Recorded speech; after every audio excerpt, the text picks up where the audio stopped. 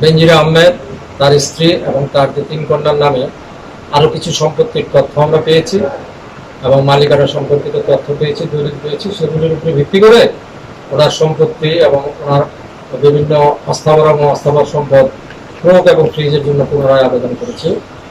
এর মধ্যে ওনার গুলশানের 4টা ফ্ল্যাট, মাদারীপুরের রাজৌর থানায় ওনার 114টা দলিলে সম্পত্তি ওনার স্ত্রীর নামে, এবং সাভারে একটা সম্পত্তি, একটা তফসিলের একটা সম্পত্তি, একটা দলিলের, এবং ওনার 4টা বিও অ্যাকাউন্ট, ওনাদের 4টা বিও অ্যাকাউন্ট, এবং ওনাদের 100% মালিকানাধীন আছে এরকম 4টা কোম্পানি এবং 15টা কোম্পানি যার মধ্যে ওনাদের শেয়ারের অংশ আছে। সেই সমস্ত শেয়ারের অংশগুলি, ওনাদের অংশগুলি আমরা ফ্রিজ করছি।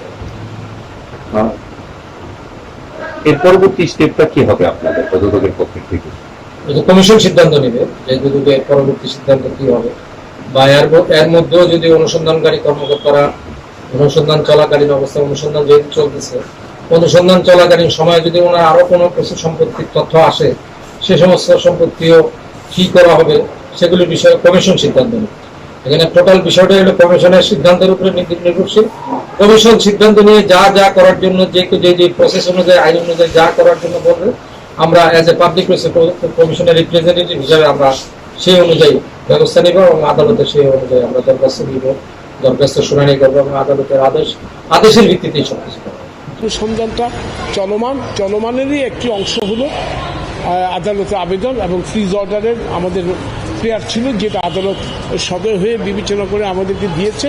আদালত একটা জায়গায় বলে দিয়েছে, এই ফ্রিজ আদেশ যদি আমি এখন না করি, পরবর্তীতে যদি এগুলি রাষ্ট্র বরাবরে বাজেয়াপ্ত হয়, তাহলে প্রপার্টি বেহাত হয়ে যেতে পারে। আইন হলো গত 23 তারিখ এটি আদেশ হয়েছে, এটাকে ধরে নিতে হবে 23 তারিখ থেকে কার্যকর।